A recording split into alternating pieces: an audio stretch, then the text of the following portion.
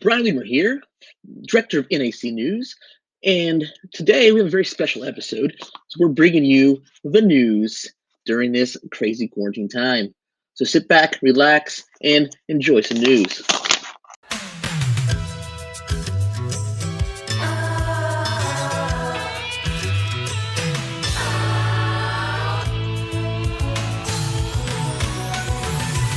Whatever happened to predictability?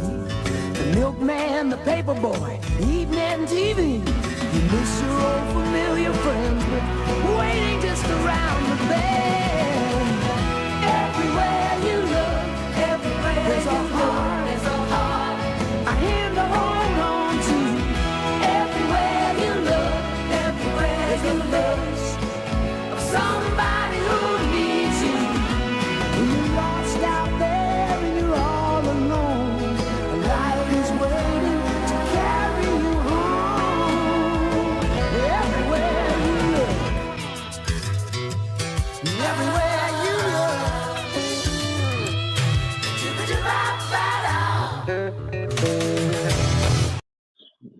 And now for our first story. Have you gone to the store lately and all the shelves are bare because there's no toilet paper left? And you're like, what are you going to do? Well, Eli Lillard has a story about the missing toilet paper epidemic during this pandemic. Take it away, Eli. Eli Lillard here with NAC News. This week's story, toilet paper shortage. Who would have thought that toilet paper would become the new source of currency through the apocalypse? Fallout Shelter definitely got it wrong. Due to the large panic of the coronavirus, the entire world is going to panic mode, though instead of being smart about these situations, people are freaking out and stockpiling supplies.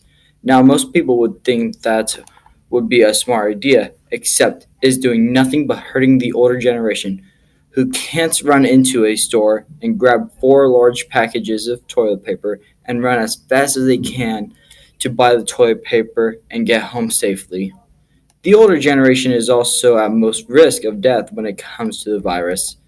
Then there are the jerks who are buying extremely large amounts of toilet paper, then trying to upsell the product, forcing others to pay extra for a small roll of toilet paper.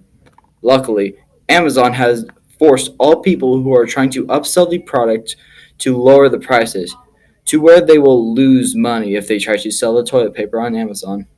Even though it seems the entire stock market is plummeting, toilet paper, face mask, and Germ-X stocks are at an all-time high. It's great to see these industries profiting from all the chaos going on in the world. We have Kobe Etheridge here interviewing him for NAC News. So, Kobe, have you heard about the toilet paper shortage and how do you feel about it? Yeah, I've heard about it, and it's pretty upsetting how some people can't get toilet paper because of too much or over exaggerating and buying 6 months of supply instead of 2 weeks. All right, and what are you going to do whenever you run out of toilet paper? I'll probably use Mrs. Arch's papers that she gave us. All right, thank you, Kobe. Well, sure glad to have mine. Thanks, Eli. NFL free agency is heating up, and we have a lot of big names moving, like Tom Brady moving to Tampa Bay. What? Crazy stuff. People like Cam Newton, who knows where he's going? And now on to sports with Caden Owen.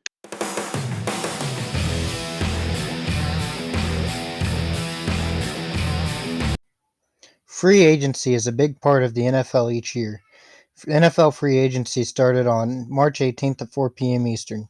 Free agency is a period of time where each of the 32 NFL teams gets a chance to scout for new additions to the team, and the many free agents of the NFL and the newly founded XFL.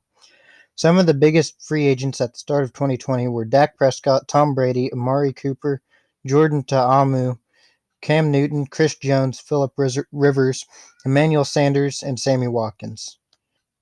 Dak Prescott's agent and the Cowboys have until July 15th to work out a deal. If they do not, he will play 2020 and 2021 on a franchise tag for the Dallas Cowboys. Tom Brady signed a 2-year, $50 million deal with the Tampa Bay Buccaneers. Amari Cooper signed a 5-year, $100 million deal with the Dallas Cowboys.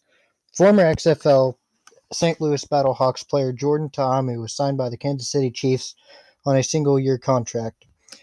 Cam Newton was let go by the Panthers this year and has been picked up by another team.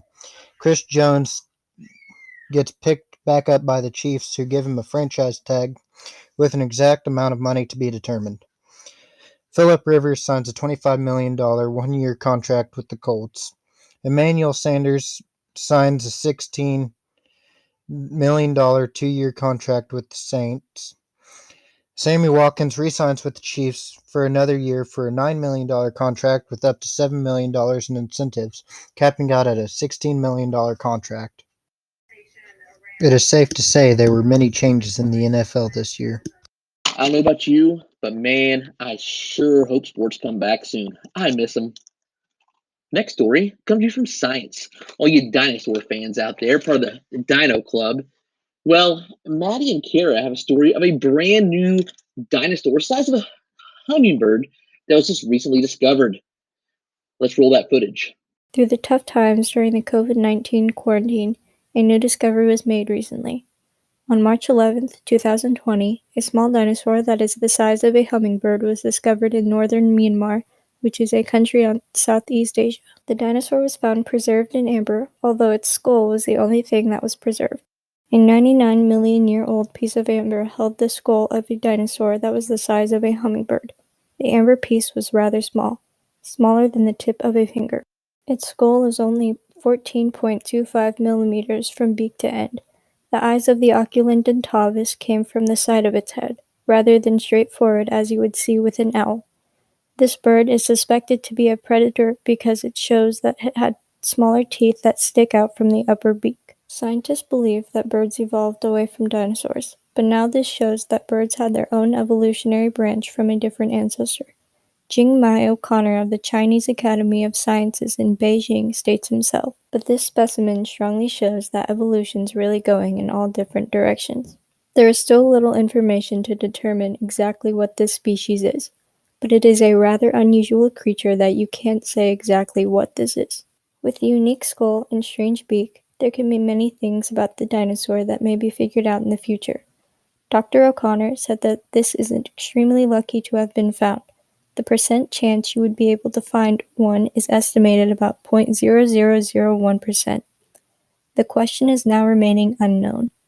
Did birds evolve from dinosaurs, or did they have their own evolutionary process? What will this small piece of old amber reveal exactly? Whew, it has a lot of teeth. I would not want to get a hold of that. For our last story to broadcast, we have Kaleb Chittum, who vlogged his time during quarantine. Let's see what Kaleb's been up to during this crazy time.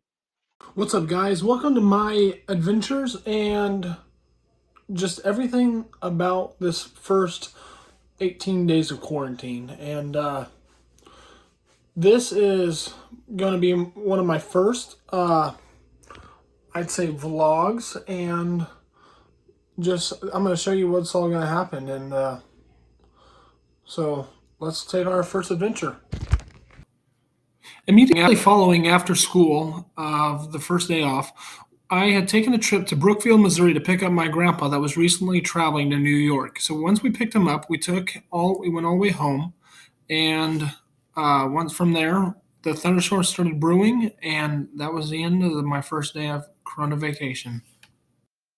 This is day one of the coronavirus vacation from school, if you'd like to call it a vacation. I'm here currently in Savannah, Missouri, and I guess we're supposed to have us a little bit of a thunderstorm. Tornado watch in the morning, and let's see, this is day one. I'll check back in with you tomorrow. On March 20th, the International Space Station passed over northwest Missouri. A few fun facts about it is it's traveling at 5 miles per second, which is equivalent to just over 17,000 miles per hour. Another fun fact is it orbits the Earth every 92 minutes. Here's a great video of it passing over Fillmore around 7 o'clock at night. It's day 5, and life is strange. I ventured off to Savannah. I haven't done much. Homework's a blur. Got caught up on so much of it just to pass the time by. What happens when you run out of homework? Some people may say that's a good thing. Oh, shucks. I'll check it back in with you tomorrow, I guess. If we make it to them. On March 21st, my grandfather and I took a trip to St. Joseph to run some errands. While in town, we stopped by Green Hills, and this is a few pictures that I took of the empty shelves and wrecked aisles of people preparing for the next few weeks. In this past time, I also went fishing numerous times, and I caught my first sturgeon and turned around and caught my second one. On our Corona-cation, we got a new dog. Welcome to the family, Max. He's part Labrador and part Hound. What's up, guys? It's I think it's day 17 of quarantine, and today we're having some crappy weather. It's very snow and rainy out, and shucks. Just seeing what today has to offer. I haven't filmed much because I just have been so busy with homework and other things, and it's just been a busy lifestyle with this corona. Oh, shucks. Crazy days. This has been a real opening experience, and we're learning more and more each day, and it's been a crazy few weeks, and I'm going to keep recording and keep showing you guys what a normal high school student is doing throughout this. Until next time. Well, thank you. That's all the time we have today. Hope you tune in next time for the latest episode of NAC News. We're out.